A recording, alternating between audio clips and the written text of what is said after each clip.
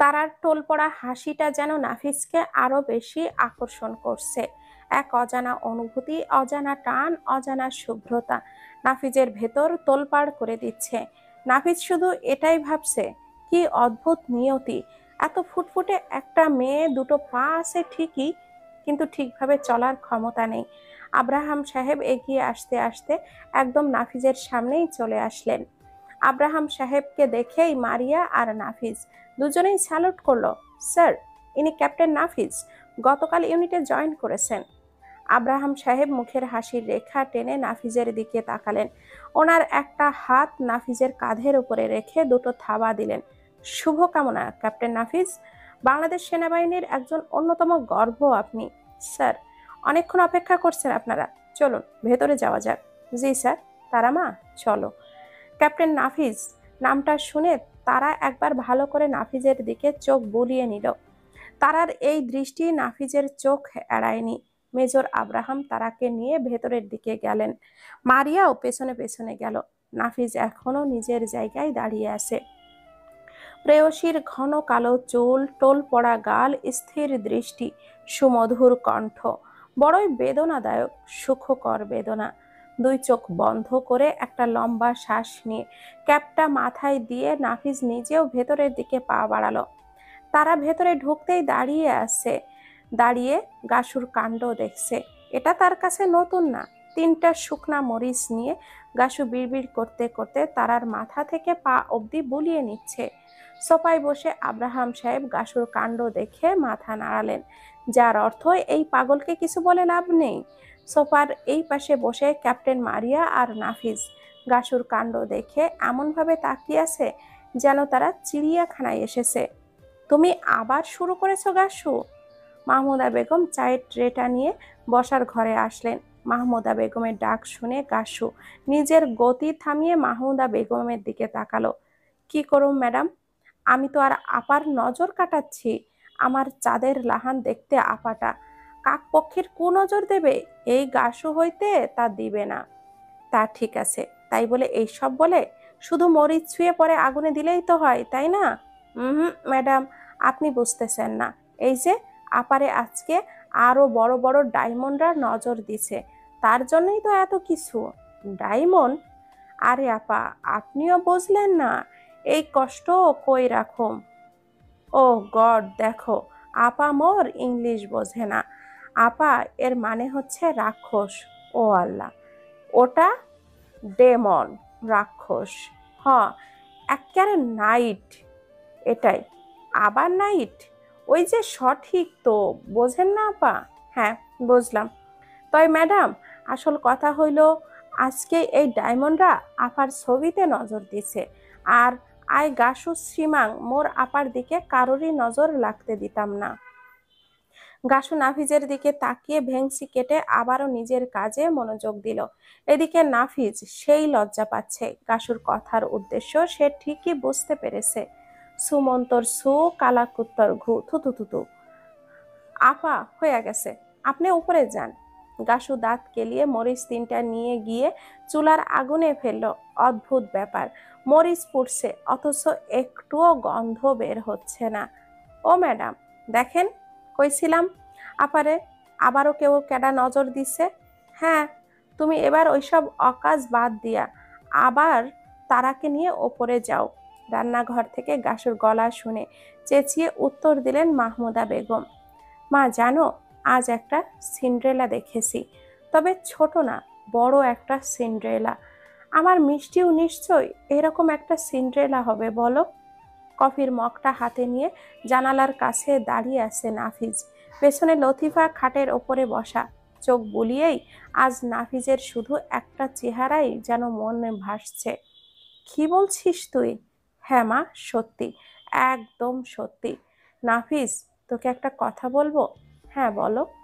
29 বছর বয়স হয়ে গেছে তোর, ভালো চাকরি করিস, ভালো পজিশন, সব আছে। এবার একটা বিয়ে সম্ভব না মা। তুমি কেন এই কথাটা বারবার বলো? আমি পারছি না মা। অনেক তো চেষ্টা করেছি ভুলে থাকার, কিন্তু কোনো লাভ কি হলো? আজও ঘুমানোর সময় চোখ বন্ধ করলে ভেসে আসে মিষ্টির মুখটা। কিভাবে হাত নাড়িয়ে নাড়িয়ে বিদায় দিয়েছিল আমাকে। কানে ভেসে আসে সেই শেষ কথাটা, টাটা নাফিস ভাইয়া। জীবন থেমে থাকে না নাফিস। আমিও চাই মিষ্টিকে খুঁজে পেতে, কিন্তু কি করবি বল? ও বেঁচে আছে কিনা সেটাও তো আমরা জানি না। আর যদি বেঁচে থাকে তো নিশ্চয়ই অনেক বড় হয়ে গেছে আমাদের মিষ্টি বুড়ি। তুই ওকে সামনে দেখলেও চিনতে পারবি না। আর যদি কখনো তুই ওকে পাস, তখন যদি দেখিস এতদিনে ওর বিয়ে টিয়ে হয়ে গেছে, তুই বল কি করবি তখন? মা, তুমি এ কথা বলো না। আচ্ছা, ঘুমিয়ে পড়। আচ্ছা। লতিফা উঠে নিজের ঘরের দিকে চলে গেল। নাফিস জানালা দিয়ে বাইরের আকাশের দিকে তাকিয়ে আছে। অনেক দিন পর রাতের আকাশে ছোট ছোট তারা দেখা দিয়েছে। মিষ্টি, মা, কি বলো? সত্যি কি আমি তোকে চিনতে পারবো না? মিষ্টি, কোথায় তুই? তুই আমার মিষ্টি পাখি হয়ে আছিস, নাকি আমার মনের খাঁচা থেকে উড়াল দিয়ে অন্য কারোর খাঁচায় আবদ্ধ হয়েছিস? এতটা কষ্ট দিস না মিষ্টি, আমি যে দম বন্ধ হয়ে মরে যাব। নাফিস চোখ বন্ধ করে বাইরের ঠান্ডা বাতাসকে ভেতরে টেনে নিচ্ছে শ্বাস নিয়ে। চোখ বন্ধ করলেই আজ মিষ্টির জায়গায় আরেকটা মুখ ভেসে আসছে। সাথে সাথে চোখ খুলল নাফিজ। জোরে জোরে শ্বাস নিচ্ছে। বুকের ভেতর ধুকপুকানিটা বেড়েই যাচ্ছে।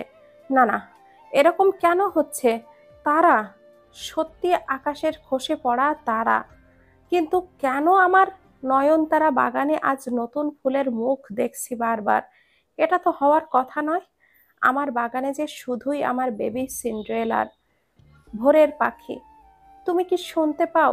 আমি যে তোমাকে ডেকে ডেকে মরিয়া হয়ে যাচ্ছি। আচ্ছা, তুমি কি আমাকে ধার দেবে কিছুক্ষণের জন্য তোমার ওই দুটো ডানা? আমি উড়বো, ডানা মেলে উড়ে যাব ওই দূরে, ঘুরে বেড়াবো পুরো পৃথিবী। জানো, আমার না খুব ইচ্ছে করে খরগোশের মতো লাফিয়ে বেড়াবো, চিতাবাঘের মতো উড়বো। শীতের বিকালে সাইকেল নিয়ে ঘুরবো। সাইকেলের সামনে থাকবে এক বিশাল ঝুড়ি, ঝুড়ি ভরা ফুল। আমি ঘুরবো, খুব ঘুরবো। কিন্তু আমি যে পারি না, দু কদম হাঁটতে পারি না ঠিক মতো। জানো, আমি খুব চাই কারোর হাত ধরে হাঁটতে, যে আমাকে নিয়ে যাবে ওই পাহাড়ের চূড়ায়, আর তার সাইকেলের পেছনে বসে আমি ঘুরে বেড়াবো। আমার ইচ্ছেগুলো বড় বেমানান, জানো তো। এমন কেউ নেই। আমি আমার সুপ্ত ইচ্ছেগুলোকে নির্বাক কবি। তারা, তারা মামুনি। মাহমুদা বেগমের গলা শুনে খাতার ভাঁজে কলমটা রেখে দিয়ে খাতাটা বন্ধ করে দিল তারা। পেছনে তাকিয়ে দেখে মাহমুদা বেগম খাবারের প্লেট হাতে দাঁড়িয়ে আছেন। মা, বলো। এই দেখ, তোর জন্য লুচি বানিয়েছি। এখন কেন করতে গেলে? সারাদিন হসপিটাল থেকে এসে ক্লান্ত হয়ে যাও, তুমি এক্ষুনি যাও। ও কিছু না, নে, খেয়ে নে। আমিও ডাইনিংয়ে যেতাম, তোর বাবা একটু ইউনিটে গেছে, তাই তোর খাবারটা ঘরে আনলাম। ঔষধ খেতে হবে তো নাকি? গাসু খেয়েছে? হ্যাঁ, নে, হাঁ কর। মাহমুদা বেগম তারাকে গালে তুলে লুচি আর আলুর দম খাইয়ে দিচ্ছে। হে আল্লাহ, তুমি পরম করুণাময়, রহমানের রহিম। আমি আমার জীবনের এক কঠিন পরিস্থিতিতে পড়েছি। না পারছি অতীত ভুলতে, না সামনে এগিয়ে যেতে। আমার চিন্তা নিজেকে নিয়ে নয়, আমার বাবা মাকে নিয়ে। অনেক কষ্ট করেছেন তারা আমার জন্য। তুমি আমার সহায় হও রহমানের রহিম। সঠিক পথ দেখাও, সাহায্য করো আমাকে। রাব্বির হামহুমা কামা রাব্বাইয়ানিস সাগীরা। আমিন। দুই হাতের তালু দিয়ে পুরো মুখমণ্ডল ঘষে নিয়ে মোনাজাত শেষ করলো নাফিজ। জায়নামাজ উঠিয়ে নিয়ে সুন্দর করে গুছিয়ে রেখে জানালা খুলে দিল। সকালের স্নিগ্ধ বাতাসে চোখ বুজে মন ভরে শ্বাস নিল নাফিজ। সচরাচর তার সকালে ওঠা হয় না। নামাজ আদায় করে আবারও ঘুমিয়ে পড়ে সে। আজ যেন তার আর বিছানায় যেতে মন চাচ্ছে না। হিম শীতল, বড়ই হিম শীতল আবহাওয়া। যাই একটু ঘুরে আসি। ইউনিটে যাওয়ার এখনো 1.5 ঘন্টা দেরি আছে। কালো রঙের ট্রাউজার, গায়ে জ্যাকেট জড়িয়ে ফোনটা পকেটে নিয়ে নাফিজ ঘর থেকে বেরিয়ে গেল। কিরে, এত সকালে কোথায় যাচ্ছিস? লতিফার কথায় দাঁড়িয়ে গেল নাফিজ। মা, তুমি উঠে পড়েছো? হ্যাঁ, তুই বের হবি? রান্না করতে হবে না? ও, কোথায় যাচ্ছিস? একটু হাঁটাহাঁটি করতে। এই জায়গাটা বেশ লেগেছে আমার, অনেক সুন্দর, অতটাও কোলাহল নেই। আচ্ছা, তাড়াতাড়ি আসিস। আচ্ছা, তুই কি সাইকেল নিয়ে যাচ্ছিস নাকি? হ্যাঁ মা। তাহলে দেরি হলে তাড়াতাড়ি ফিরতে পারবো। আচ্ছা যা, ফি আমানিল্লাহ। সাইকেলের চাবি নিয়ে গ্যারেজ থেকে সাইকেল নিয়ে বেরিয়ে পড়ল নাফিজ। কিন্তু কোথায় যাবে সে, এটাই ভেবে পারছে না। কোথায় যাব? এখানে তো অনেক জায়গাই আছে। নয়নতারা বাগানের কথা মনে পড়তেই নাফিজের মুখে হাসি ফুটল। হ্যাঁ, সেখানেই যাব। ফুলগুলো যে আমাকে বড্ড টানছে কাল থেকে, কিন্তু কেন? নাফিজ আর না ভেবে রওনা দিল। এই এক খ্যাপ, এই দুই খ্যাপ, এই তিন খ্যাপ, এই পাঁচ খ্যাপ। ওরে বাবা! গাসু, তোর পায়ে পড়ি বোন, চুপ কর। গাসুর লাফানো থামিয়ে তারার দিকে তাকালো। আপা, কি হয়েছে? এগুলো কি বলছো তুমি? আমার মাথার তারগুলো কি সব ছিঁড়ে ফেলার সিদ্ধান্ত নিয়েছো? স্যাসা আপা, কি বলেন আপা? আয় গাসু, আপনার মাথার তার ছিঁড়ুম কেন? কখনো না। এই দেখো, আবার শুরু। তুই যে কোন ভাষা থেকে কোন ভাষায় চলে যাস, আমি কিছুই বুঝি না। আচ্ছা বাদ দে, এত লাফাচ্ছিস কেন তুই? আরে আপা, আমি তো একটা পায়েল সিকাজিগাল করতেছি। কি? সেটা আবার কি? আরে আপা, আপনিও দেখি ইংলিশ ফিংলিশ কিছুই বোঝেন না। এর নাম ব্যায়াম। ও আল্লাহ, এটা ফিজিক্যাল এক্সারসাইজ। ওই হইল। আচ্ছা মা কি উঠেছে? না আপা, ম্যাডাম তো নামাজ পড়িয়া আবারও ঘুমাইছে। তাহলে আর কে ঠেকায় আমাদের? গাসু আর তারা দুজনেই দুজনের দিকে তাকিয়ে রহস্যময় হাসি দিল। ও বাবাই, বাবাই, আমাকে একটু ভাত খেতে দাও না, খুব খিদে পেয়েছে বাবাই। প্রতিদিনের মতো আজও সকালে উঠে মিষ্টির শেষ কথাগুলো মনে পড়তেই বুকটা স্যাঁত করে উঠল ফজলে শেখের। চোখের কোণ দিয়ে আনমনে পানি গড়িয়ে পড়ল। আপনার চা। তানিয়ার কথায় পেছনে ঘুরে তাকালো ফজলে শেখ। তোর হাতের জিনিস খেতে আমার ঘেন্না লাগে, মরতে পারিস না তুই?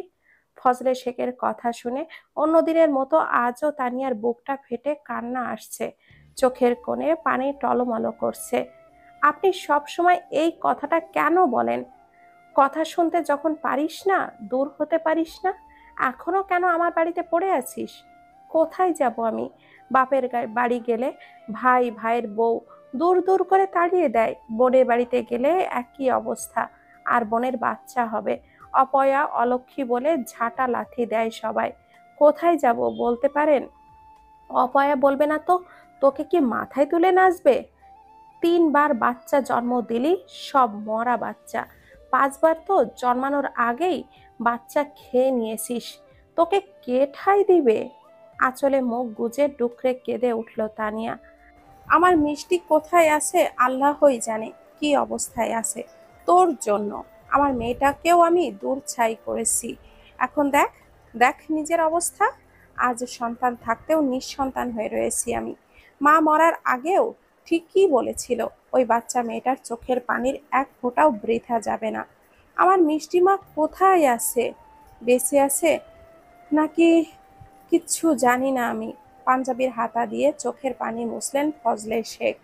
ফোনের স্ক্রিনের দিকে তাকিয়ে আছে তানহা, ইউনিফর্ম পরা অবস্থায়, আরো চোখে কালো সানগ্লাস পরা। নাফিজের হ্যান্ডসাম লুকটা যেন আরো বেশি ফুটে উঠেছে। এই নিয়ে কতবার যে নাফিজের ফেসবুক আইডি তানহা ঘেটেছে তার হিসাব নেই। রোজ সকালে একবার করে ঘেটে দেখা, ঘুমানোর আগে একবার, কাজের ফাঁকে কখনো বা। নাফিজের কেবিনের সামনে দিয়ে যাওয়ার সময় একটু উকি দেওয়া তানহার রুটিন হয়ে দাঁড়িয়েছে। তানহা আপু, তানহা আপু। মানহার কথা শুনে তাড়াতাড়ি করে ফোনটা লক করে পেছনে ঘুরলো তানহা। কি হয়েছে? মামির নাকি আবার কোমরে ব্যথা করছে, তোমাকে রান্না করতে বললো। আমার অফিস আছে, সারাদিন খাটাখাটুনি করে রাতেও রান্না করতে হয়। এই একটা বেলাও কি কোমরের ব্যথার অজুহাত দিতে হবে ওই মহিলার? কি করবে বলো? আমাদের কি বা করার আছে? তাও তো এখন তুমি চাকরি করো আরো কত বড় পদে, তাই কম কষ্ট দেয়। আগে তো তোমাকে আমাকে কত না খাইয়ে রেখেছে। আমাদেরই মায়ের সম্পত্তি বেচে কিনে খাচ্ছে, অথচ দেখো আমাদের সাথেই কি ব্যবহারটাই না করে।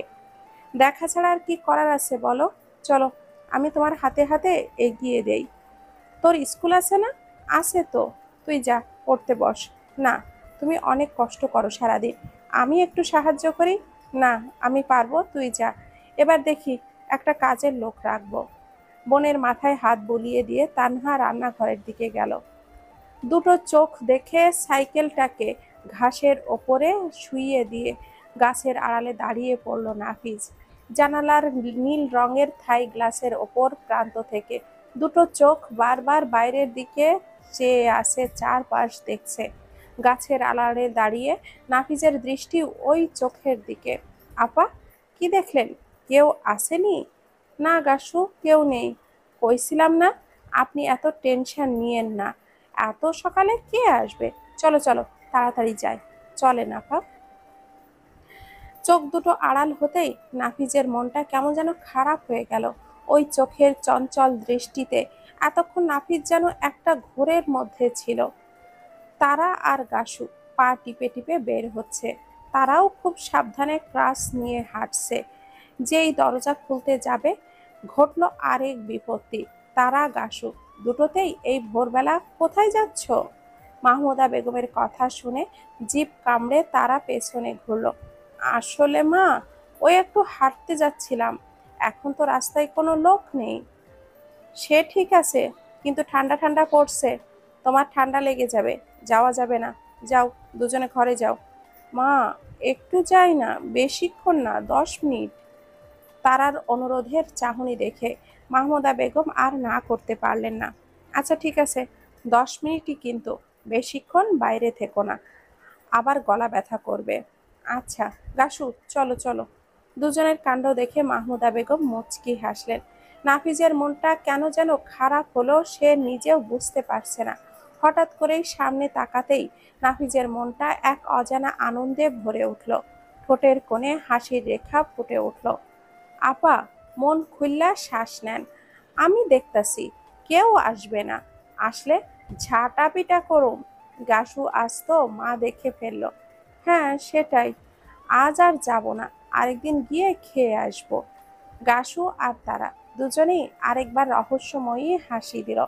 লাল রঙের কুর্তি, সাদা রঙের প্লাজো, গলায় সাদা রঙের স্কার্ফ পেঁচিয়ে খোলা চুলে বাগানের মধ্যে ধীরে ধীরে হাঁটছে তারা। মাঝে মাঝে একটু নিচু হয়ে পরম আবেশের সাথে হাত বুলিয়ে দিচ্ছে তার নয়নতারার গায়ে। তারার উড়ন্ত কালো চুলগুলো, টোল পড়া হাসি, সব কিছুই যেন নাফিজের ভেতরে তোলপাড় করে দিচ্ছে। এক নজরে নাফিজ লুকিয়ে তাকিয়ে আছে তারার দিকে। নয়নতারা, তুমি কি বলতে পারো সে কবে আসবে? কখন আসবে সেই প্রহর? আমি তার জন্য অধীর আগ্রহে বসে আছি। অপেক্ষার দিন গুনে চলেছি প্রতি মুহূর্তে। সে কি আদৌ আসবে? পরম আদরের সাথে ফুলগুলোতে হাত বুলাতে বুলাতে কবিতা আওড়াচ্ছে তারা। তারা, তারা মা, ভেতরে এসো, আর বাইরে থাকা যাবে না। মাহমুদা বেগমের গলা শুনে তারা ক্রাস নিয়ে খুব সাবধানে উঠে দাঁড়ালো। গাসু, চলো, আর বেশিক্ষণ থাকলে মা বকবে। হ আপা, চলেন। তারার এক হাত ধরে গাসু তারাকে নিয়ে বাড়ির ভেতরে চলে গেল। এত তাড়াতাড়ি যাওয়ার কি ছিল? আর একটু বাইরে থাকতেন, সময়টা যদি এখানে থেমে যেত, আমি আরো কিছুক্ষণ দেখতাম জ্বলন্ত পরীকে। আচমকা নাফিজের মুখ ফসকে কথাটা বেরিয়ে গেল। নিজেই নিজের কাছে বেশ অপ্রস্তুত হয়ে পড়ল নাফিজ। ধ্যাত, কি ভাবছি, কি বলছি আমি? অফিসে যেতে হবে, দেরি হয়ে গেল। সাইকেলটা উঠিয়ে নিয়ে নাফিজ কোয়ার্টারের উদ্দেশ্যে রওনা হলো। মা, আর খাবো না, তুমি দেখো পেট ফুলে ঢোল হয়ে গেছে। তারা, একদম দুষ্টুমি করবে না, হাঁ করো। মা, সত্যি বলছি। তুমি সবসময় এই বাচ্চাদের মতো করে আমাকে খাইয়ে দাও কেন বলো তো? আমি তো বড় হয়ে গেছি। তুমি বড় হও আর যাই হও, আমার কাছে সেই বাচ্চাটিই আছো। শোনো, টিফিন রেডি করে দিয়েছি, ব্রেক টাইমে খেয়ে নেবে। আর ঔষধও খেয়ে নিও। আবার টিফিন? হ্যাঁ, আমি যেন বক্স খালি পাই বাড়ি এসে। আর হ্যাঁ, কাউকে দান করতে যেও না। খাওয়ার ভয়ে তো তুমি একদম টিফিন দান করে বেড়াও। মাহমুদা বেগমের কথা শুনে তারা মুখ গোমড়া করে খাবার টেবিলে বসে আছে। এদিকে পাশে বসে গাসু মুখে খাবার পড়ছে আর মিটিমিটি করে হাসছে। যাই কন ম্যাডাম, আপ্পা কিন্তু হেভি ইন্টেলিজেন্ট। ইন্টেলিজেন্ট? সেটা আবার কি রে গাসু? ও ম্যাডাম, আপনিও বুঝলেন না? বুদ্ধিমান। ও, ওটা ইন্টেলিজেন্ট। তোমাদের দুটোকে নিয়ে আমি পাগল হয়ে যাব। একজনের দুষ্টুমি আর একজনের তো ইংলিশ। ওফ! পাগল হলে আগে ভাগে বলো ডাক্তার মাহমুদা, তোমার জন্য পাবনায় একটা সিট বুক করে ফেলি। কি বলো? আব্রাহাম সাহেবের গলা শুনে সামনে রাগী দৃষ্টিতে তাকালেন মাহমুদা বেগম। আব্রাহাম সাহেবের কথা শুনে গাসু আর তারা হেসেই যাচ্ছে। এই এলেন আরেকজন। এমনিতেই এই দুটোকে নিয়ে আর পারি না, তুমি এসেছো আগুনে ঘি ঢালতে। যাই বলো তারা মা, তোর মাকে পাগলা গারদে দেখলে কেমন লাগবে বলতো? আমি বরং একটু চোখ বুজে কল্পনা করে নেই। তারার পাশের চেয়ারটাতে বসতে বসতে কথাগুলো বললেন আব্রাহাম সাহেব। যা তা বলছো বাপি, মাকে কিন্তু হেব্বি লাগবে। হ মেজর সাহেব, হেব্বি লাগতো। তোদের দুটোকে আজকে খবর আছে। আর তোমারও। আমাকে নিয়ে মজা হচ্ছে তাই না? তাহলে কাকে নিয়ে করবো গিন্নি? হ, বুড়ো হয়ে গেল, ঢং গেল না। আব্রাহাম সাহেবের দিকে মুখ ঘুরিয়ে খাবার বাড়তে শুরু করলেন মাহমুদা বেগম। আমার ঘরে আমার বিছানায় তুই কি করছিস নীলা? নীলা মুখে হাত দিয়ে দাঁড়িয়ে আছে, ফুপিয়ে ফুপিয়ে কাছে। নাফিজ রক্তচক্ষু নিয়ে দাঁড়িয়ে আছে। সেটাই তো নীলা, এটা কোন ধরনের অসভ্যতা? তুই নাফিজের ঘরে কি করছিস? মা, আমি তো খেয়ালই করিনি। গোসল করে বেরিয়েই দেখি বিছানায় নীলা। ছি, এত নোংরা মানসিকতা তোর! নীলা লাফ মেরে গিয়ে নাফিসকে জড়িয়ে ধরতে গেলে ধাক্কা দিয়ে নাফিস নীলাকে ফেলে দেয়। আহ, অসভ্য মেয়ে! তুই আমার বোন, ভাবতেও ঘেন্না লাগছে আমার। আমি তোমাকে খুব ভালোবাসি নাফিস ভাইয়া। তুমি কি দেখতে পাও না সব সময় আমার সাথে এক ব্যবহার করো? আর কি আছে ওই ছোট্ট মেয়েটার মধ্যে? ওই বাচ্চাটার জন্য তুমি ফিরেও দেখো না আমাকে। একদম চুপ। মিষ্টিকে এর মধ্যে টানবি না একদম। তা কি করব শুনি? ওই মরা বাচ্চাটার জন্য এত দরদ কেন তোমার? নীলা। নাফিজ নীলার দিকে তেড়ে যেতে গেলে লতিফা আটকে দেয়। মা, ওকে তো আমি আজকে মেরেই ফেলবো। ওর সাহস কি করে হয় আমার মিষ্টিকে মৃত বলে? মরাকে মরা বলবো না তো কি বলবো? নীলা চুপ কর তুই।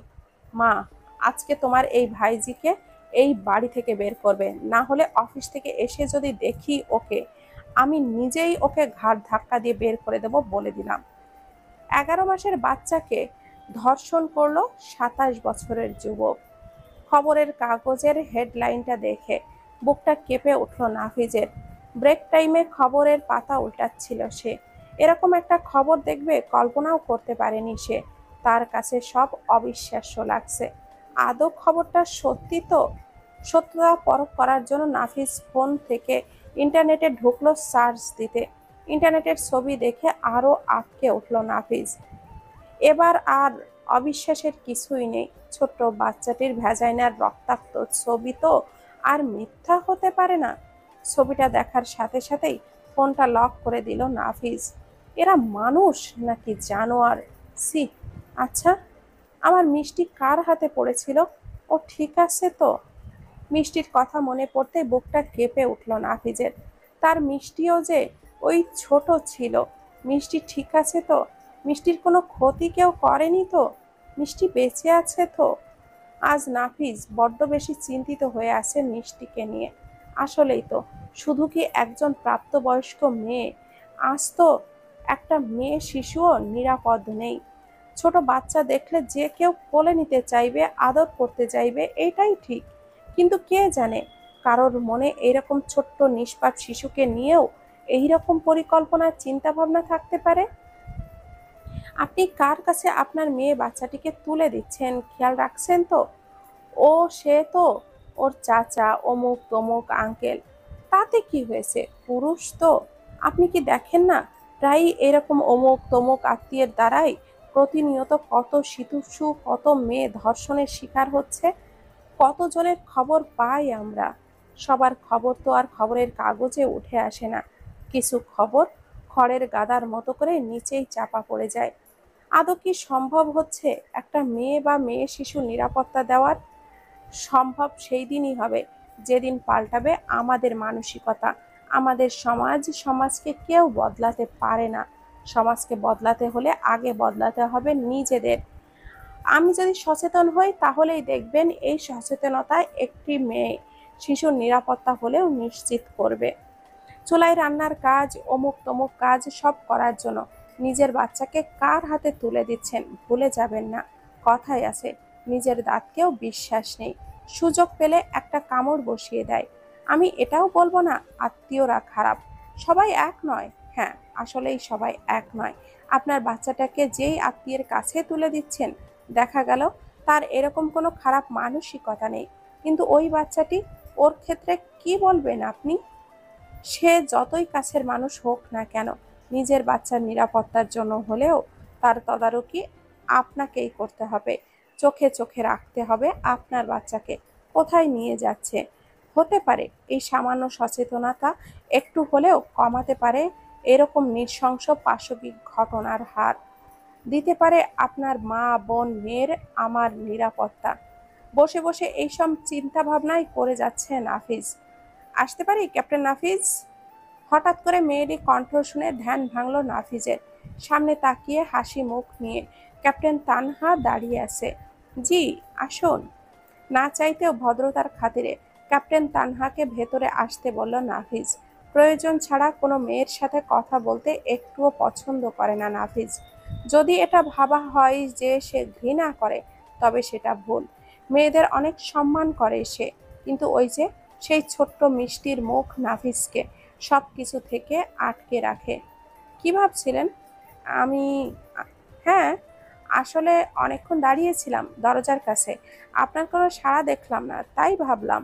ও আচ্ছা, আপনার সাথে একটা কথা ছিল। বলুন। ওরিয়েন্টেশনের দিন আপনি বললেন না আপনি কাউকে খুঁজছেন? হুম। আচ্ছা, সে যদি আপনার সামনে সত্যি সত্যি আসে, আপনি কি করবেন? তানহার কথা শুনে নাফিজের বিরক্তি দূর হয়ে যেন চেহারায় কিছু পাওয়ার আকাঙ্ক্ষা ভেসে উঠল। আপনি কি জানেন কোথায় পাবো আমার মিষ্টিকে? জানি না, এমনি জিজ্ঞাসা করলাম। তানহার কথা শুনে নাফিজের মুখটা যেন আমাবস্যার চাঁদের মতো হয়ে গেল। আচ্ছা, আপনাকে যদি বলি আমি। তানহা কথা শেষ করতে পারল না, তার আগে টেলিফোন বেজে উঠল। নাফিজ ফোনটা কানে নিল। ক্যাপ্টেন নাফিজ? ওকে স্যার, আমি আসছি। নাফিজ ফোনটা রেখে উঠে দাঁড়ালো। কি হলো, আমাকে স্যার ডাকছেন? আসি। নাফিজ বেরিয়ে গেল। তানহার মুডটাই খারাপ হয়ে গেল যেন। আরে তারা মামুনি, কেমন আছো? মেজর ইমরানের কথায় পিছনে ঘুরলো তারা। জি আঙ্কেল, আলহামদুলিল্লাহ, আপনি কেমন আছেন? এই তো, অনেক দিন পর ইউনিটে এলে। আঙ্কেলদেরকে তো ভুলেই গেছো নাকি? না আঙ্কেল, এমনি আসা হয়নি, কলেজ তাড়াতাড়ি ছুটি দিয়ে দিল, তাই ভাবলাম বাপের কাছ থেকে একটু ঘুরে যাই। ভালো করেছো। কি খাবে তাই বলো। না আঙ্কেল, কিছু খাবো না। আরে বলো তো। ও, এতক্ষণ বসে বসে 4টা রসমালাই খেয়েছে, এখন আর ওকে খাওয়ানোর চিন্তা করো না ইমরান। মেজর আব্রাহামের কথায় সামনে তাকালেন ইমরান সাহেব। আরে আব্রাহাম, কতদিন পরে অফিসে জয়েন করেছো তুমি? সকাল থেকে তো দেখাই হলো না। এসেই তো একটা কাজে গিয়েছিলাম, তাই দেখা হয়নি। বাপি, মারিয়া আপু কোথায়? ও ক্যাপ্টেন, মারিয়ার সাথে তোমার তো অনেক ভাব। তারা মামুনি, যাও, ও নিজের অফিসেই আছে। আচ্ছা আঙ্কেল, সাবধানে যেও মা। আচ্ছা বাপি। তারা ক্লাস নিয়ে উঠে দাঁড়িয়ে মারিয়ার কেবিনের দিকে যেতে লাগলো। কাজ শেষ করে নিজের কেবিনেই ঢুকছিল নাফিজ, কিন্তু একজনকে দেখে দাঁড়িয়ে যায়। নাফিজের কেবিনে উল্টো দিকে ঘুরে কেউ একজন কাউকে খুঁজেছে মনে হয়। ব্যক্তিটি আর কেউ নয়, তারা। হাতে ক্লাস দেখে নাফিজের চিনতে আর অসুবিধা হলো না। আপনি আমার কেবিনে কি করছেন তারা? পুরুষ কণ্ঠ শুনে ঘুরে তাকালো তারা। আপনি? হ্যাঁ, আমার কেবিনে আমি ছাড়া কে থাকবে? আপনার কেবিন? হ্যাঁ। এটা না মারিয়া আপু, মানে ক্যাপ্টেন মারিয়ার কেবিন? ও, আপনি ওনাকে খুঁজছেন? হ্যাঁ, আসলে এটা আগে ওনার ছিল, আমি আসার পর ওনাকে বাম পাশের বিল্ডিংয়ে শিফট করা হয়েছে। এটা এখন আমার কেবিন। আপনি বাইরের নেমপ্লেট দেখেননি? দুঃখিত স্যার, আমি আসলে দেখিনি। স্যার? আপনি আমাকে স্যার বলছেন কেন? আমি আপনার বাবাকে স্যার বলি। তাহলে কি বলবো?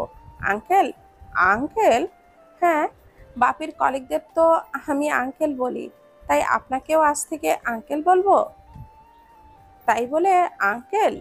নাফিজের যেন কান্না পাচ্ছে তারার কথা শুনে। শেষমেশ কিনা তার মতো হ্যান্ডসাম একটা ছেলেকে তারা আঙ্কেল বলে সম্বোধন করলো। আঙ্কেল, আপনি কি ভাবছেন? তারার কথা শুনে নাফিজের চেহারায় একদম কাঁদো কাঁদো ভাব। আপনার আমাকে কোন দিক থেকে আঙ্কেল মনে হয় তারা বলতে পারেন? আমার কি চুল পেকে সাদা হয়ে গেছে, নাকি বয়সের থলথলে ছাপ আমার মুখে, নাকি আমার মুখে ইয়া বড় মোষ আছে, নাকি মোটা কালো ফ্রেমের চশমা পরে আমি ঘুরে বেড়াই? কি হলো বলুন? তারা দুই দিকে মাথা নাড়িয়ে না বোধক উত্তর দিল, না, একদমই না। তাহলে? তাহলে কি বলবো? বাপির কলিগদের তো আঙ্কেল বলি, তাই আপনাকেও। আচ্ছা, ভাইয়া বলবো। তারা বেশ হাসি মুখেই উৎসুক হয়ে উত্তর দিলেও নাফিজের যেন আরেকবার চোখ বের হয়ে আসার উপক্রম। ভাইয়া? হ্যাঁ, ভাইয়া। আ- আমি আপনার কোন জনমের ভাই ছিলাম তারা? নাফিজের অসহায় দৃষ্টিতে তারার দিকে তাকিয়ে আছে। তারা চুপচাপ দাঁড়িয়ে আছে, একবার নিচের দিকে তাকাচ্ছে, আরেকবার নাফিজের দিকে। বেজায় পেঁচালে পড়ে গেছে সে। তাহলে কি বলবো? আপনি বরং ক্যাপ্টেন নাফিজ বলেই আমাকে সম্বোধন করবেন। অসম্ভব। অসম্ভব কেন? বড়দেরকে নাম ধরে ডাকতে নেই, বাপি শুনলে রাগ করবে। তাহলে আমি বরং আপনাকে শুধু ক্যাপ্টেন বলেই সম্বোধন করি। আপনি একজন সৈনিক হিসাবে দেশের গর্ব। আপনি সবার কাছেই এই ক্যাপ্টেন হিসাবেই পরিচিত। নামে কি এসে যায়? আচ্ছা, ঠিক আছে। নাফিজ মুচকি হেসে তারার দিকে তাকালো। আমাকে মারিয়াপুর কেবিনটা একটু দেখিয়ে দেবেন ক্যাপ্টেন? ক্যাপ্টেন নাফিসকে আর দেখাতে হবে না, আমি নিজেই চলে এসেছি।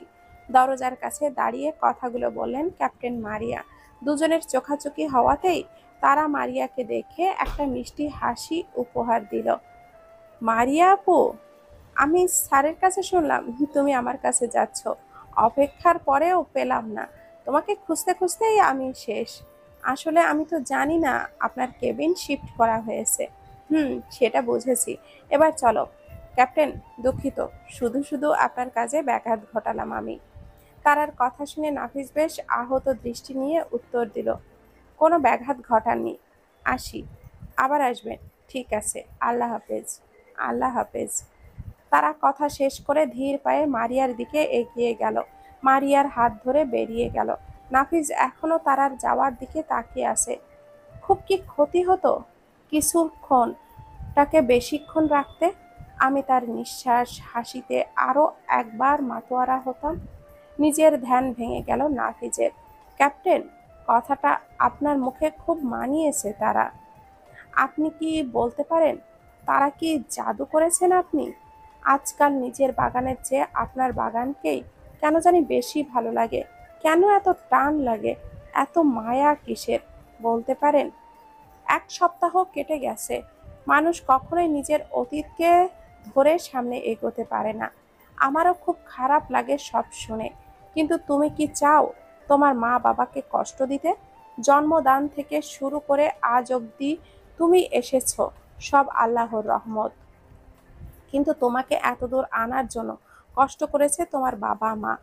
কখনো তাদের কষ্ট দিও না। পিছুটান যদি থেকে থাকে, তবে সেটা না ভুলতে পারলেও ভোলার চেষ্টা করতে হবে। আমি তো ভুলতে পারছি না। প্রতি নামাজে আমি আল্লাহর কাছে এই একটাই দোয়া করি, তিনি যেন আমাকে সঠিক পথ দেখান। আমি যে বুঝতে পারছি না আমার কি করা উচিত। একটা কথা কি জানো, আল্লাহ তোমাকে সঠিক পথ দেখাবেন, কিন্তু তোমাকেও সেই পথে যাওয়ার জন্য প্রস্তুত হতে হবে। আল্লাহ তোমাকে বিবেক বুদ্ধি সব দিয়েছেন। তোমাকে আশরাফুল মাখলুকাত, সৃষ্টির সেরা জীব হিসাবে সৃষ্টি করেছেন। তোমার নিজের ভালো মন্দ বোঝার ক্ষমতা তোমার আছে। তুমি নিজের যেই পথটা ভালো লাগে সেটাই ধরো। সেটা যদি সঠিক হয়, আল্লাহ নিজেই তোমাকে সেখানে ধাবিত করবেন। আর খারাপ হলে তিনিই তোমাকে সেখান থেকে ফিরিয়ে আনবেন। সব কিছুই হবে, কিন্তু সিদ্ধান্ত তোমাকে নিতে হবে। তাহলে আমি তাই করব ইমাম সাহেব। আমার মায়ের চোখের পানি যে আমি দেখতে পারছি না। ফি আমানিল্লাহ। আল্লাহ নিশ্চয় তোমার সহায় হবেন। আসি ইমাম সাহেব। আল্লাহ হাফেজ। আল্লাহ হাফেজ নাফিজ। ঈশার নামাজ আদায় করে মসজিদের ইমাম সাহেবের সাথে নিজের মনের কথাগুলো বলছিল নাফিজ। বড্ড উঠাতা হয়ে উঠেছে আজকাল সে। তার নয়নতারা বাগানের এই নতুন গাছের আগমন সে মেনে নিতে পারছে না। কেন হচ্ছে এমন? প্রশ্নের উত্তর নিয়ে বড় সংশয় আজ নাফিজের মনে। কলিং বেলের আওয়াজ হতেই বিছানা ছেড়ে উঠে পড়ল লতিফা। শরীরটা একদমই ভালো নেই তার। কোমর ব্যথায় সারাক্ষণ বিছানায় শুয়েছিল সে। তুই এসেছিস? এত দেরি করলি কেন? দরজা খুলে নাফিসকে দাঁড়িয়ে থাকতে দেখে কথাগুলো বলল লতিফা। ওই নামাজের পরে ইমাম সাহেবের সাথে গল্প করছিলাম। ও, চলো ভেতরে চলো। তোমার কি অবস্থা তাই বলো। আসি, তুই দরজাটা লাগিয়ে দিস। আচ্ছা, তুমি যাও। নাফিস দরজাটা লাগিয়ে দিয়ে লতিফার পিছু পিছু ঘরে গেল। মা, কাল সিএমএইচে যাব, ডাক্তার দেখাতে হবে তোমাকে। আমি তো এখানকার কিছুই চিনি না তেমন। আমি স্যারকে বলেছি কাল 2 ঘন্টা আউটপাস নিয়েছি, তোমাকে ডাক্তার দেখাতে যাব। আচ্ছা। এর মধ্যে নাফিজের ফোনে রিংটোনটা বেজে উঠল। কে ফোন করেছে রে নাফিজ? দাঁড়াও দেখছি। নাফিজ স্ক্রিনে নীলার নামটা দেখে প্রচণ্ড রেগে যায়। মা, দেখেছো? তোমার ভাইজির যদি লজ্জা বলতে কিছু থাকে, দেখো, বাড়ি পাঠিয়ে দিয়েছি, এখন আবার ফোন করছে। আগে রিসিভ করে দেখ কি বলে। নাফিস ফোনটা রিসিভ করতেই ওপাশে নীলার কান্নার আওয়াজ ভেসে এলো। নাফিস ভাইয়া, তুমি এটা করতে পারলে নাফিস ভাইয়া? ছাগলের মতো ভ্যাভ্যা করে কি হয়েছে বল। নাফিস ভাইয়া, বাবা আমার বিয়ে ফাইনাল করে ফেলেছে, 2 দিন পর আমার বিয়ে। কথা বলেই আরো জোরে নাক টেনে কেঁদে দিল নীলা। শুক্রিয়া, আলহামদুলিল্লাহ। ওহ, কতদিন বিয়ে খাওয়া হয় না। শোন, তোর ওই কিপটা বাপ আমার হাড় কিপটে মামুকে বলিস একটা এড়ে জবাই দিতে, নিজের মেয়ের বিয়েতে যেন আর কিপটামি না করে। আমি কিন্তু কবজি কেন, হাত পা সব ডুবিয়ে খাবো বলে দিলাম। নাফিস ভাইয়া, তুমি এভাবে আমাকে বলতে পারলে? তাড়াতাড়ি দাওয়াত দিতে বলিস, আর কখনো যেন আমাকে ফোন দিতে না দেখি। ফাজিল মেয়ে। নাফিস নীলাকে ধমকিয়ে ফোনটা কেটে দিল। কি হয়েছে রে? কি আর হবে, তোমার ভাইজির ন্যাকামো সব। মামু ওর বিয়ে ঠিক দিছে, সেই নালিশ করতে এসেছে। ও, তুই কি করবি ভেবে দেখেছিস? কিসের কি করব মা? আমার একদম ভালো লাগে না তোকে উদাস দেখতে হয়। তুই তোর ওই ছেলেবেলার আবেগটাকে মনের ভেতরে জেঁকে রেখেছিস। তোকে কি বলবো আমি নিজেও বুঝতে পারছি না। উদাস হয়ে নাফিস জানালার দিকে তাকিয়ে আছে। জানালার একটা কপাট লাগানো, আরেকটা আধ খোলা হয়ে আছে। ফাঁক দিয়ে বাঁকা চাঁদের খণ্ডাংশ দেখা যাচ্ছে। আকাশ ভরা তারা। মা, জানো তো, একটা জ্বলন্ত পরী আমার জীবনে এসে সব কিছু রঙিন করেছিল। আমি তাকে নিয়েই নিজের কল্পনার জগতে ডুবে থাকতাম।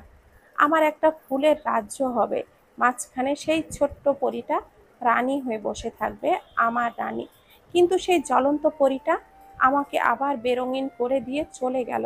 কিন্তু আজ এত বছর পর আবার আরেকটা জ্বলন্ত পরী আমার বাগানে ঢুকে পড়েছে। তার সাথে না হয় চেনা, না হয় জানা।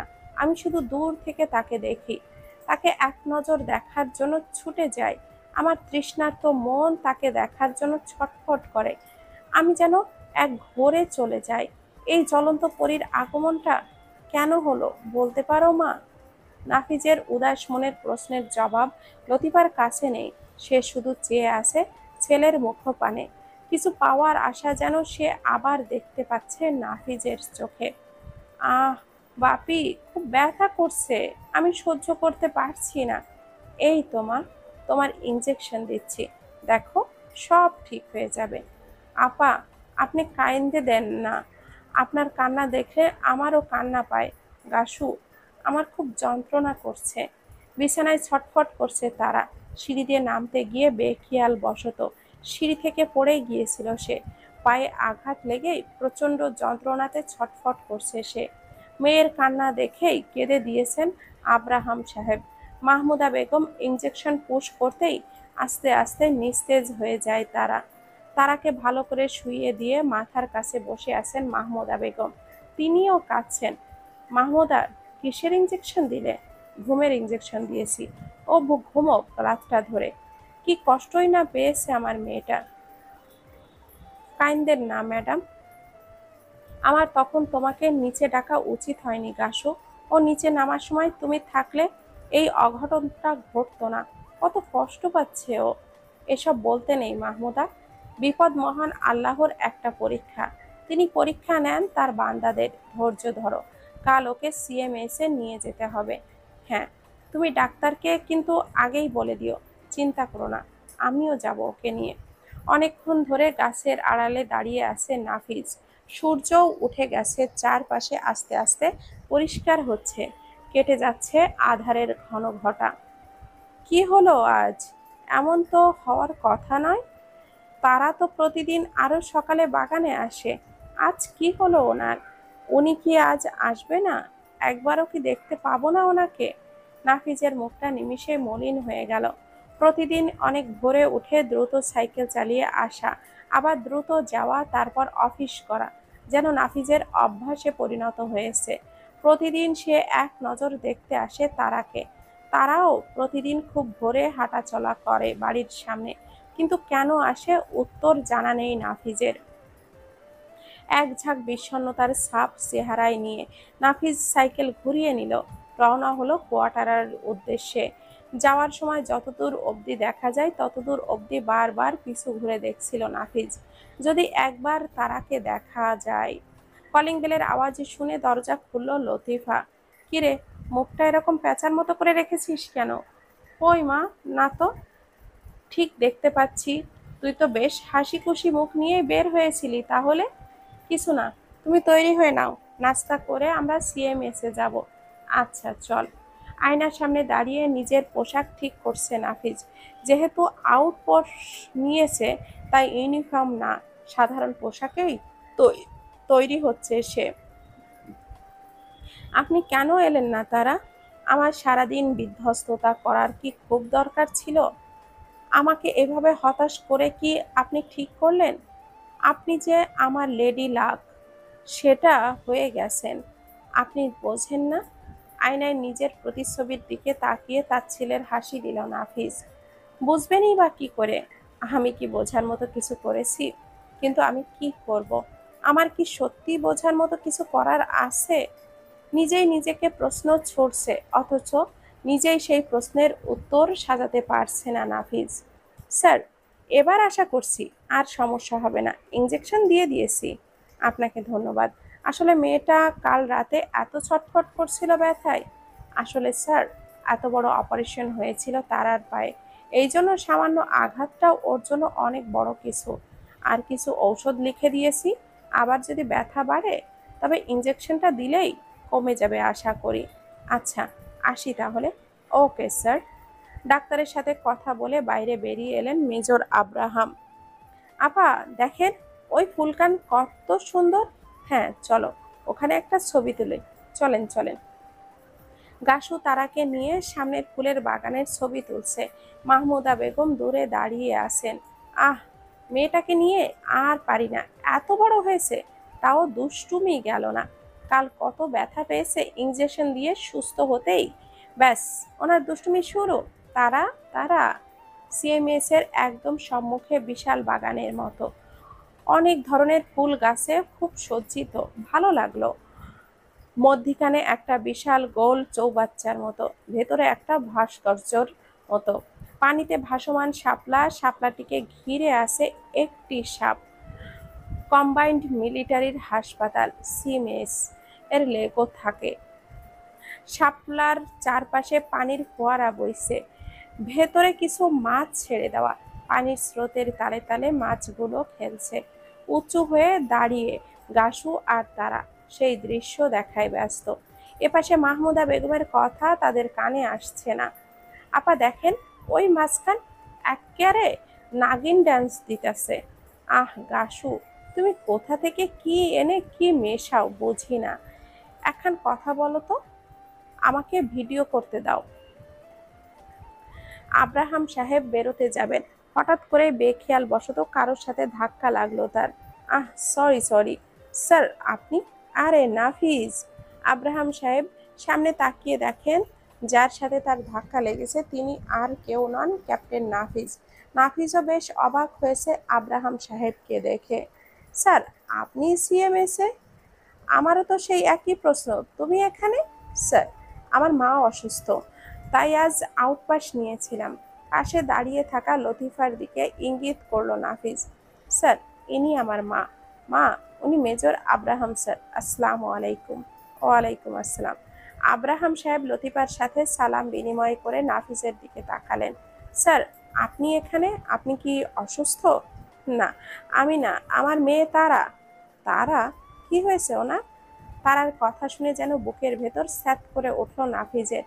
জিজ্ঞাসু চোখ নিয়ে নাফিজ আব্রাহাম সাহেবের দিকে তাকিয়ে আছে। কাল রাতে সিঁড়ি থেকে পড়ে গিয়েছিল, আর তারপর পায়ে ব্যথা, তাই সকালেই এখানে এনেছি। ও, এখন কি অবস্থা ওনার? এখন আলহামদুলিল্লাহ ভালো আছে। ইঞ্জেকশন দিয়েছে ডাক্তার, সে দিব্যি টুকটুক করে হেঁটে বেড়াচ্ছে। ও, তোমার কাজ শেষ? হ্যাঁ স্যার, মাকে নামিয়ে দিয়ে অফিসের জন্য তৈরি হব, তারপর যাব। চলো, আমাদের সাথেই চলো। না স্যার, থাক আপনি। আরে চলো তো। নাফিজ আর কথা না বাড়িয়ে লতিফাকে নিয়ে আব্রাহামের সাথে বের হলো। মুখে না বললেও তার ভেতরটা যে হ্যাঁ সূচক ইঙ্গিতই দিয়েছিল এতক্ষণ। তারা কোথায় মাহমুদা? আব্রাহাম সাহেবের গলা শুনে পাশে তাকালো মাহমুদা বেগম। নাফিজ আর লতিফাকে কুশল বিনিময় করে আবারও আব্রাহাম সাহেবের দিকে তাকালেন। আর বলো না, তোমার মেয়ে কি কম দুষ্টু? যেই পাটা ভালো হয়েছে, ব্যথা কমেছে, সেই শুরু হয়ে গেছে। কেন, কোথায় গেছে ও? মাহমুদা বেগম আব্রাহাম সাহেবকে সামনের দিকে তাকাতে ইশারা করলেন। নাফিজও মাহমুদা বেগমের ইশারা অনুযায়ী সামনের দিকে তাকালো। সামনের ছোট রাস্তা দিয়ে ক্রাস নিয়ে ধীরে ধীরে হেঁটে আসছে তারা। পাশে গাসু। নাফিজ, ওই মেয়েটা কে রে? কোন মেয়েটা? ওই যে হাতে ক্রাস, স্যারের মেয়ে তারা। লতিফা এক নজরে সামনের দিকে তাকিয়ে আছে তারার দিকে। সে মহিলা হয়েও এক মুগ্ধ দৃষ্টিতে তাকিয়ে আছে। এত সুন্দর একটা ফুটফুটে মেয়ে! হায় আল্লাহ, এর পা যদি ঠিক থাকতো আজ! এই ঠিক যেন আমাদের মিষ্টির মতো, একদম পরী। লতিফা মনে মনে এইসব ভেবে চলেছে। এদিকে তারাকে দেখে নাফিজের মনে আরেক ঝড় বইছে। এত সংযোগ কেন আমাদের তারা? আপনাকে যেখানে খুঁজি সেখানে না হলেও অন্যখানে আপনি ঠিকই আমার মনের আঙিনায় এসে উপস্থিত হন। কেন এত সংযোগ আপনার সাথে আমার? কই, দু একদিন তো কথা হয়েছে, আর দূর থেকে দেখা, সেটি তো আমার একতরফা। তবু কেন আপনার থেকে দূরে যেতে মন ছোটে না আমার? এক দৃষ্টিতে তারার দিকে তাকিয়ে নাফিস মনে মনে ভাবনার মালা গেঁথে চলেছে। আপা, ওই দেখেন, এই সেই ফুলচোর অফিসারটা না? গাসুর কথা শুনে সামনের দিকে ভালোভাবে লক্ষ্য করলো তারা। ক্যাপ্টেন? আপা, এই ফুলচোরটারে আইসকা তো সেই হিরো লাগতাছে, সাদা শার্ট আর কালো প্যান্টুল। আহ গাসু, আবার সেই পেন্টালুন বলছো? যাই কন আপা, ফুলচোরডারে একেবারে হ্যান্ডলুম লাগতেছে। হ্যান্ডলুম? সেটা আবার কি? ওই যে বলে না। তারা একটু ভেবে উত্তর দিল, ও হ্যান্ডসাম। ওইখান। তুমি জীবনেও শুধরাবে না, তাই না? দেখতে দেখতে তারা নিজের মা বাবার সামনে চলে এলো। বাপি, মা, তুমি একটু অসুস্থ, আর সুস্থ হয়েছো, এর মধ্যে এত হাঁটাহাঁটি কেন করছো? ওই একটু, কিচ্ছু হবে না। গাসু তো ছিলই সাথে। তারপরেও এই দেখো, নাফিজের সাথে দেখা। নাফিজকে দেখে তারা সালাম দিল। আসসালামু আলাইকুম ক্যাপ্টেন। ওয়ালাইকুম আসসালাম। কেমন আছেন? আলহামদুলিল্লাহ। আপনি নাকি অসুস্থ হয়ে পড়েছিলেন? একটু ছিলাম, এখন ঠিক আছে। লতিফার সামনে দাঁড়িয়ে দাঁড়িয়ে তার প্রতি নাফিজের দৃষ্টি দেখছে। একটা কথা আছে, সব ফাঁকি দেওয়া যায়, কিন্তু মায়ের চোখ না। ইদানিং শুধু আরেক পরি করে নাফিজ। আচ্ছা, এই কি সে? নিজের প্রশ্নের উত্তর ভেবে চলেছে লতিফা। কেমন আছেন ক্যাপ্টেন নাফিজ? জি ভালো। তানহার প্রশ্ন শুনে একটু সৌজন্যমূলক উত্তর দিল নাফিজ। অফিসে এসেই তানহাকে নিজের কেবিনে দেখে যথেষ্ট বিরক্ত সে, কিন্তু ওই যে সৌজন্যবোধ, তাই চুপ করে আছে নাফিজ। আপনাকে কিছু বলতে চাই আমি। বলুন। জানি আপনার হয়তো বিশ্বাস হবে না, এমনকি আমিও বিশ্বাস করতে পারিনি, কিন্তু পরে দেখি সব মিলে গেছে আমার সাথে। কি বিশ্বাস অবিশ্বাসের কথা বলছেন আপনি?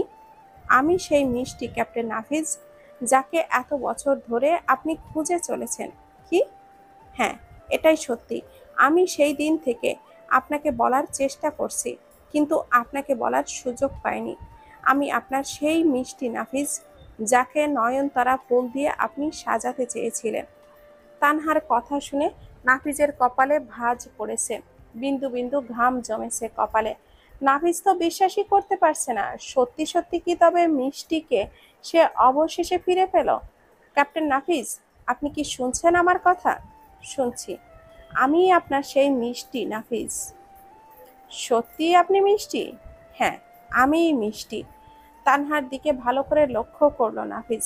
না, তেমন বোধ হচ্ছে না, হচ্ছে না কোনো অনুভূতি। তার বেবি সিন্ড্রেলা যেই রকম সুন্দরী ছিল, তার তো এখন আরো সুন্দর কোনো পরী হওয়ার কথা। মিলছে না তো। আমি সেদিন অরিয়েন্টেশনে আপনার কথাগুলো শুনে খুব অবাক হয়েছিলাম। আমি তো এটাই ভেবেছিলাম, সত্যি সত্যি কি এত অপেক্ষার পর আমি আমার নাফিজ ভাইয়াকে পাবো? আমি এখনো বিশ্বাস করতে পারছি না। সব মিথ্যাও সব মিথ্যাও একটা সত্যি থাকে। আপনি কি জানেন ক্যাপ্টেন তানহা, মিথ্যার পরিচয় দিতে গিয়ে আমরা কখন নিজেরাই যে সেই মিথ্যার সত্যিটাকে সামনাসামনি প্রকাশ করে নেই, আমরা নিজেরাও বুঝতে পারি না। একে বলা যায় একদম সাদা মাটা গ্রাম্য ভাষায় গাঞ্জাখুরে কথা। তাও যে সে গাঞ্জা না, ভুনা করা লাল রঙের, মাঝে আকাশি শ্যাডো দেওয়া পিঙ্ক কালারের গাঞ্জা। কোল্ড ড্রিঙ্কসের সাথে খেলে হয়তো আরও জমবে। কি বলেন ক্যাপ্টেন তানহা? তানহার দিকে তাকিয়ে নাফিজ এক রহস্যময়ী হাসি দিল। আপা, আপনি খাইবেন না? খাবো, এখন ইচ্ছে করছে না। আপা, হ্যাঁ কথা বলেন না। ম্যাডাম জানলে আমাকে আস্ত রাখবে না, একদম নুন তেল ছাড়া কাঁচা ভুনা করে খাইবে। হ্যাঁ ঘাসু, কি যে বলো না তুমি। ওষুধ খাইবেন কেমনে? একটু পরে খাবো গাসু। আচ্ছা। গাসু খাবারটা টেবিলের ওপরে রেখে ঢাকনা দিয়ে ঢেকে নিচে চলে গেল। তারা জানালার গ্রিল ধরে দাঁড়িয়ে আছে। বিকেলের আংশিক রোদ জানালা ভেদ করে বাঁকা হয়ে ঘরে ঢুকছে। তারার দৃষ্টি বাড়ির সামনের বাগানের দিকে।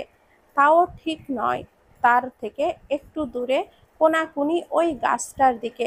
মোটাসোটা মেহগনি গাছ, বেশ ঝাপটানো, অনেক লম্বা, দেখেই বোঝা যাচ্ছে অনেক দিন গাছের বয়স। গাছটার পাশে আরো অনেক গাছই রয়েছে, কিন্তু তারার দৃষ্টি একমাত্র ওই গাছটার দিকে, নিচের দিকে ঢালু হয়ে যাওয়া ঘাসের দিকে। সে কি আজও এসেছিল? অপেক্ষা করেছিল কি? কিন্তু কেন আসে সে এখানে? কিসের অপেক্ষা তার?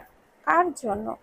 নাফিজের কথা শুনে তানহা নিজেই এবার ঘেমে যাচ্ছে, গলা শুকিয়ে যাচ্ছে তানহার, ঢোক গিলছে সে বারবার। আপনি এত ঘামছেন কেন ক্যাপ্টেন তানহা? কই না তো। তানহা, আপনি চাকরিতে আমার সেম ব্যাচের ছিলেন, ট্রেনিংয়ে ছিলাম তাই না? হ্যাঁ, যতদূর জানি আপনার বয়স 29 বছর। আপনি সর্বোচ্চ গেলে আমার থেকে 2-3 বছরেরই ছোট হতে পারেন, তাই না? হ্যাঁ, কেন? এটাই তো আপনার মিথ্যার সত্যি ক্যাপ্টেন তানহা। মানে? আমার মিষ্টির যখন 5 বছর বয়স, আমি তখন নবম শ্রেণীতে পড়ি। আমার আর ওর বয়সের পার্থক্য অনেক, 10 বছরের। আর এখন যদি আমার বয়স 29 হয়, তো ওর বয়স হবে 19।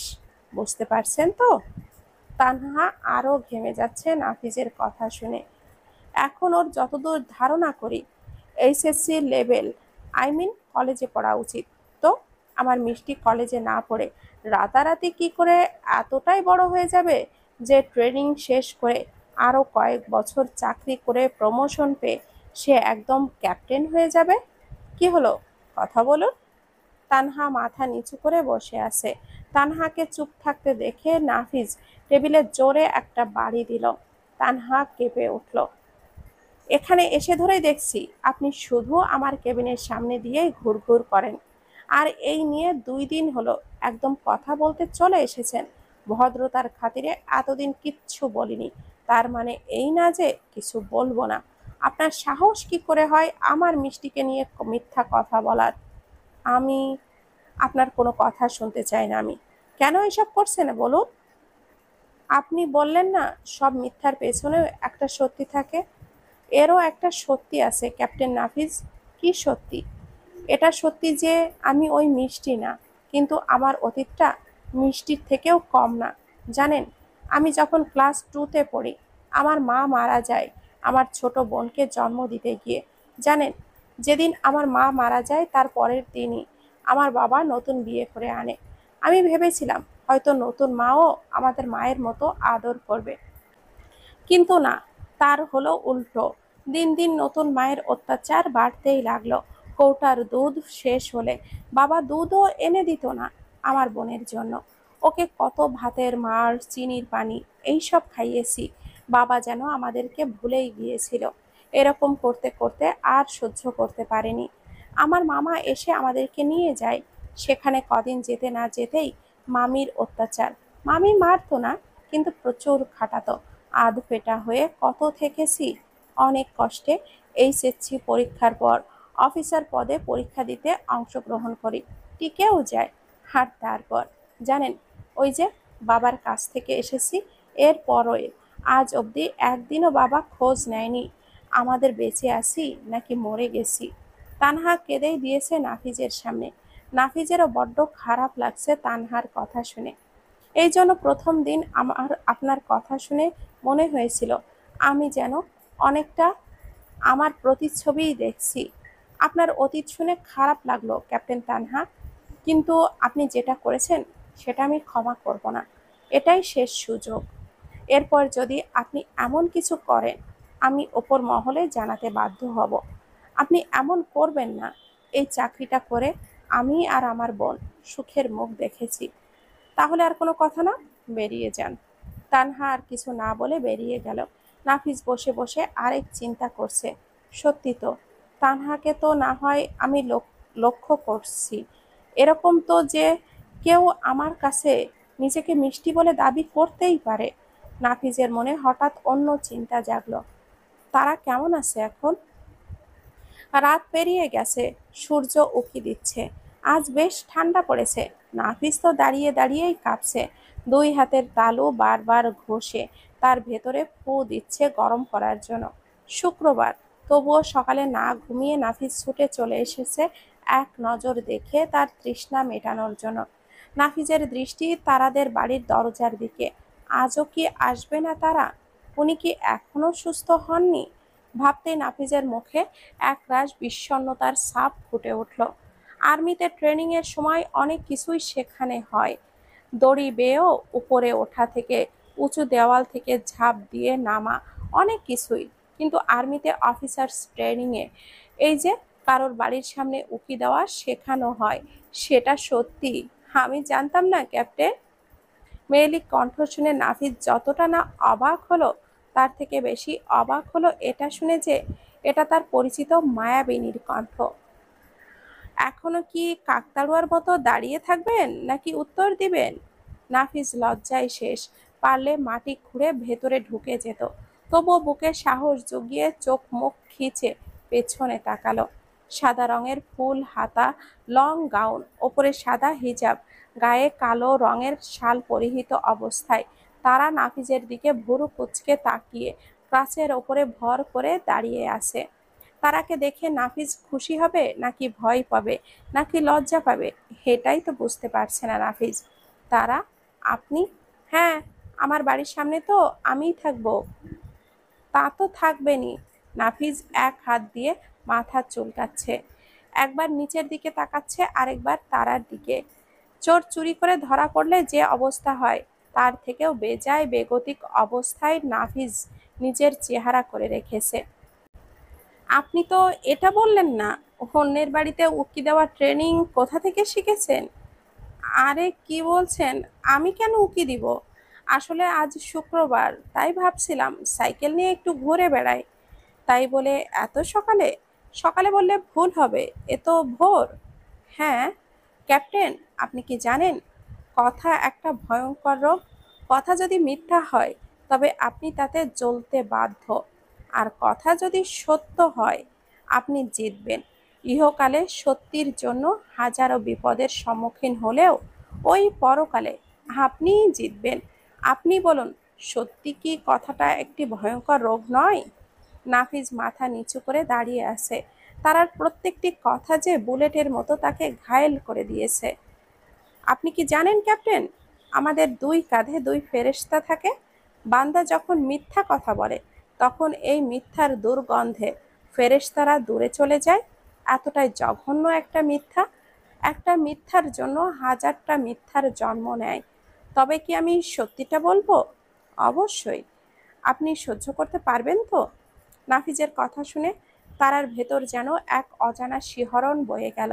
সে তো এটাই ভেবে পাচ্ছে না কি এমন কথা বলবে নাফিজ যে সে সেটাই সহ্য করতে পারবে না। তারানুম, আপনি কি ভাবছেন? কিছু না। সহ্য করার ভয় পাচ্ছেন? নাফিজের কথা শুনে তারা এক পলক নাফিজের দিকে তাকালো। নাফিজের মুখে রহস্যময় হাসি। আপনি নিশ্চয়ই এখন বন্দুক হাতে নিয়ে আমাকে গুলি করবেন না? মানে, আমি কেন আপনাকে গুলি করতে যাব? তাহলে সহ্য না করার প্রশ্ন আসছে কেন? আসলে কি জানেন, তারা কিছু কথা আছে যেটা বুলেটের থেকেও শক্তিশালী, একদম হৃদয় ভেদ করে চলে যায়, কিন্তু তার চিহ্ন থাকে না। আপনি কি বলবেন? সৌন্দর্যকে দেখার অধিকার খুঁজছিলাম। সৌন্দর্য যে প্রকৃতির অপরূপ লীলা বারবার টানে। কি করব বলুন? নাফিজের এইটুকু কথাতেই তারা যেন ভেতর থেকে কেঁপে উঠছে। অধিকার, এই অধিকার শব্দটা তারার কানে বাজছে। কেন আসছে এই অধিকারের কথা তারা বুঝতে পারছে না। আমি তো সামান্য একটা কথা বললাম, তারা, আপনি এতেই কেঁপে উঠছেন? নাফিজের কথায় তারা ঈষৎ কেঁপে উঠল।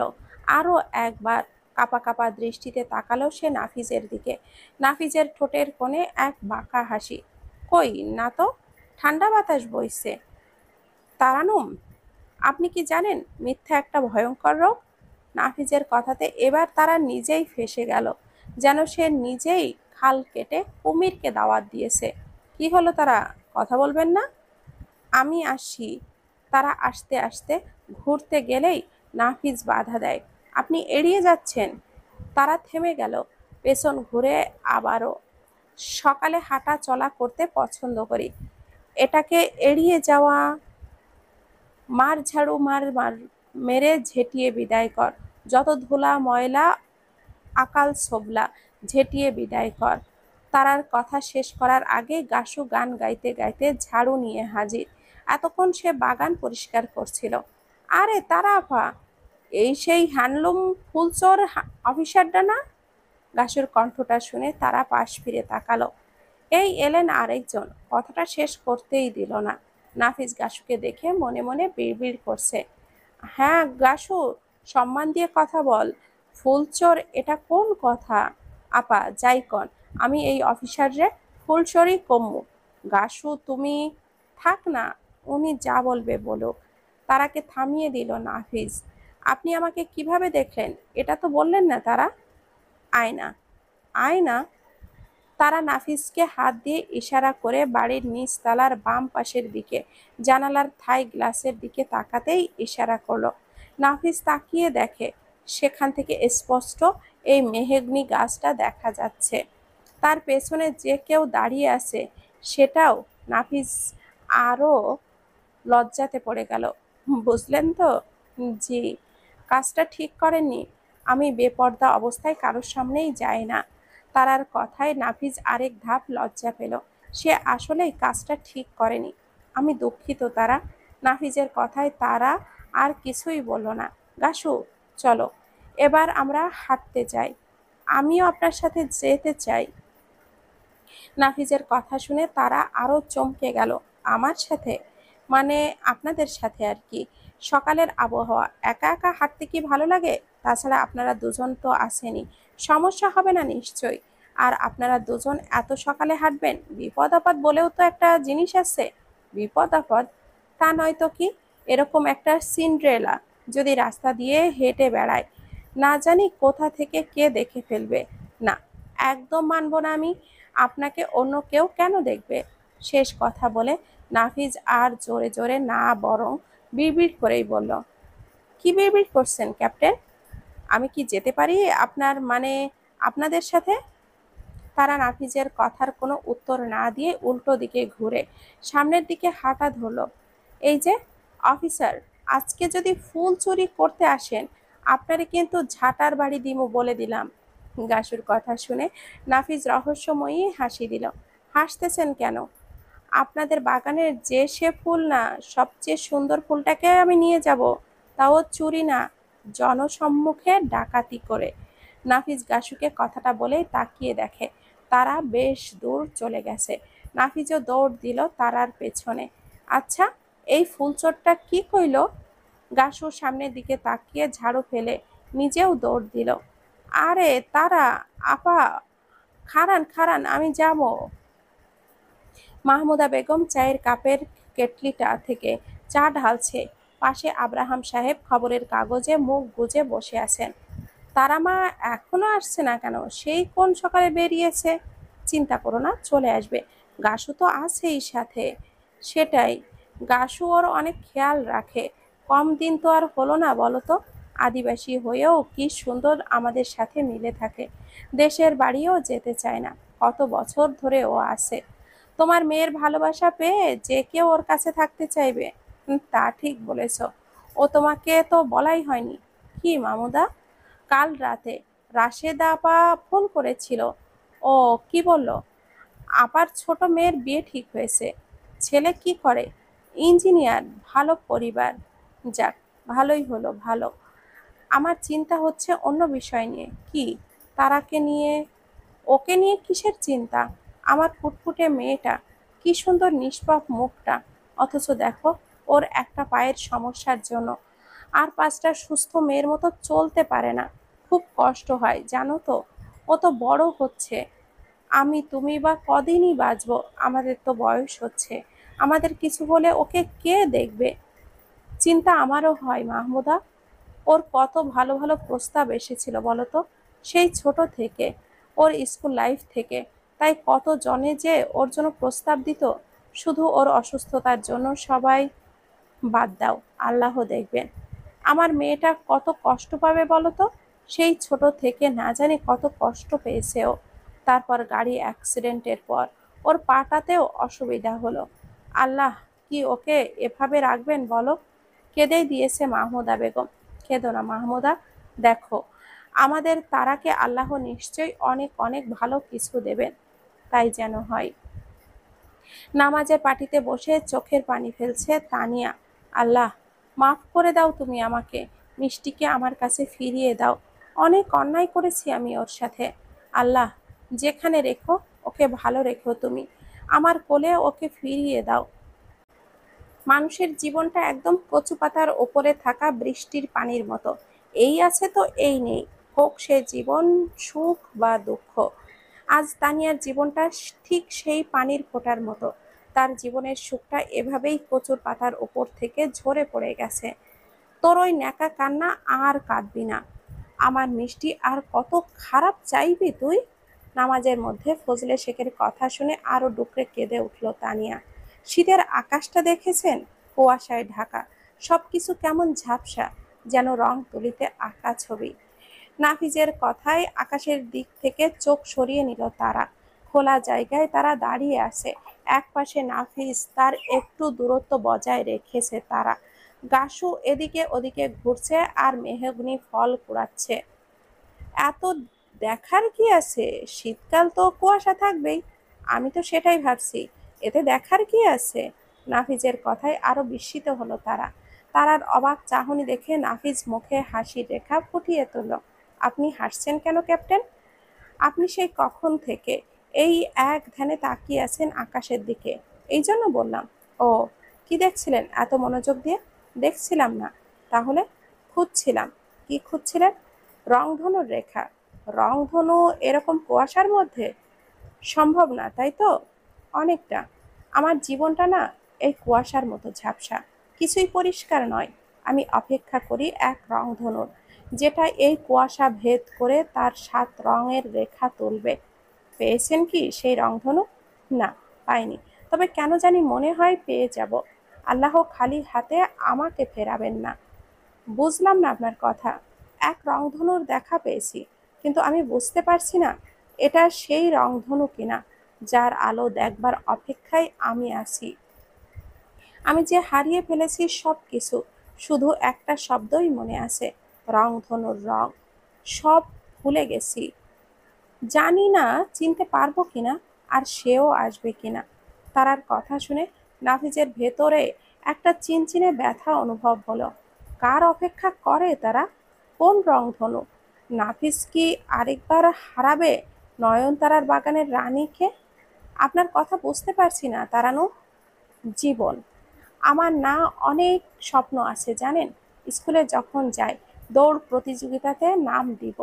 আমারও ইচ্ছে হতো আমিও দৌড়াতে যাই ওদের সাথে, ছিনিয়ে আনি ট্রফি। কিন্তু দেখুন, আমি তো পারবই না, হাঁটতেই পারি না ঠিক মতো, দৌড়ানো তো বাদই দিলাম। এরকম ইচ্ছের কথা বলছি, রংধনুর মতো আমার জীবনের সব কুয়াশা কাটিয়ে যদি এই স্বপ্নগুলোকে ছুঁতে পারতাম। ও, আমি ভাবলাম কি, কিছু না। হুম, আপনার আর কি কি স্বপ্ন আছে? স্বপ্ন তো অনেকই আছে। প্রশস্ত রাস্তা হবে, চারপাশে ধান ক্ষেত, আমি সাইকেল চালাবো, সামনে থাকবে ছোট্ট ঝুড়ি, ঝুড়ি ভর্তি ফুল থাকবে। আর আপনি বাসায় যাবেন না? যাব, কিন্তু যেতে মন চাইছে না। ৯টা বেজে গেছে, সেই কোন ভোরে এখানে এসেছেন? ৯টা? এত সময় হয়ে গেছে? হ্যাঁ, এত তাড়াতাড়ি সময়টা যাওয়ার কি খুব দরকার ছিল? নাফিজের কথায় ভড়কে গেল তারা। মানে? কিছু না, চলুন। আপনিও বাসায় যাবেন না? হুম, তারা একটা কথা ছিল। বলুন, আপনি কি প্রতিদিন সকালে হাঁটতে বের হবেন? মানে, এই কদিন তো শুধু বাড়ির সামনেই ঘুরতেন। হ্যাঁ, ডাক্তার বলেছে হাঁটাহাঁটি করতে, ধীরে ধীরে পায়ে আরো ইমপ্রুভ হবে। এই জন্য মাও আর নিষেধ করেনি। আমি কি আপনার সাথে আসতে পারি? আপনি? কেন? এমনি, হাঁটতে ভালো লাগবে। আর একা একা হাঁটতে কেমন লাগে তাই। নাফিজের কথায় উত্তরে তারা শুধু নাফিজের দিকে এক পলক তাকালো, আর কিছুই বলল না। তারা গাসুকে ডাক দিল। গাসু, গাসু। হ্যাঁ আপা, চলো আমরা বাসায় যাই, আসতাছি। গাসু তারার কথায় দৌড়ে চলে এলো। আপনি কি বললেন না তারা? কি বলবো? আমি কি আসতে পারি আপনাদের সাথে? এতদিন কি বাড়ির সামনে অনুমতি নিয়ে উকি দিতেন? তারার কথায় নাফিজ ভীষণ লজ্জায় পড়ে গেল। তারা মুচকি হেসে গাসুকে নিয়ে হাঁটা শুরু করলো। রাতের বেলা খাওয়ার টেবিলে বসে খাবার খাচ্ছে নাফিজ আর তার পরিবার। নাফিজ, বলো বাবা, এবার কি কি কি করবে ভেবেছো? কিসের কি? দেখো, আমাদের বাড়িটা তো পড়ে আছে, কেউ থাকি না। এভাবে কোয়ার্টারে থাকতে আমার ভালো লাগে না। তুমি তো জানো আমি এতদিন বাইরে বাইরে চাকরি করেছি। অবসরের সময়টা খোলা হাওয়ায় কাটাতে চাই। বাবা, তোমার কথা বুঝছি না। তুমি এইবার একটা বিয়ে করো, সংসার শুরু করো। তোমাকে রেখে তাহলে নিশ্চিন্তে আমি আর তোমার মা আমাদের ভিটেতে ফিরে যেতে পারবো। বুঝেছো? হ্যাঁ বাবা। খাওয়া শেষ করে নাফিজের বাবা উঠে চলে গেলেন। নাফিজ বসে বসে প্লেটের ভাত নাড়াচাড়া করছে। লতিফা আর চোখে দেখছে ছেলের কাণ্ড। নাফিজ, বলো, খাচ্ছিস না কেন? খাচ্ছি তো। একটা কথা বলতো। কি? ওই সিএমএস এর ওই তোর এক স্যারের সাথে দেখা হয়েছিল না? হ্যাঁ। ওনার মেয়ের নাম কি যেন? তারা। তারার প্রতি তোর দৃষ্টি আমার স্বাভাবিক লাগলো না। মায়ের কথা শুনে ধড়ফড়িয়ে নড়ে চড়ে বসলো নাফিজ। মানে? মানে তুই ভালো করে জানিস, যাই করবি ভেবে করবি। শুধু বলবো তোর অতীতটাকে আর আঁকড়ে থাকিস না। একটা সামান্য আশা নিয়ে নিজের জীবনটাকে এইভাবে কাটিয়ে দিস না। আমি কি করছি জানি না মা, শুধু এতটুকু বলতে পারি আমি নতুন পথের সন্ধান খুঁজছি। আমি সেই পথেই পা দিয়েছি, জানি না কি হবে। নিয়তি কি আমাকে আবারও পেছনে ফেলে দেবে, নাকি দাঁড় করাবে? টেবিলের বইয়ের ওপরে মুখ গোমড়া করে মাথা ঠেকিয়ে বসে আছে তারা। কি হয়েছে তোরা? মাহুদা বেগমের কথাতে মাথা তুলল তারা। কিছু না মা, সকাল থেকে দেখছি অন্যমনস্ক হয়ে আছিস। কিছু না। শোনো, সামনের শুক্রবার বিনোদিয়া পার্কে পিকনিক ইউনিট থেকে। ও, সবাই থাকবে? হ্যাঁ, ফ্যামিলিদের ম্যানদের সবাইকে থাকতে হবে। ও, খেতে এসো। আমিও এখানে খাবার দেব। না, তুমি খেয়ে যাও। আমি আসছি। আচ্ছা। মাহমুদা বেগম চলে গেলে তারার মাথায় অন্য কথা ঘুরছে। আচ্ছা, ক্যাপ্টেনও কি থাকবে? উনি আসবে তো?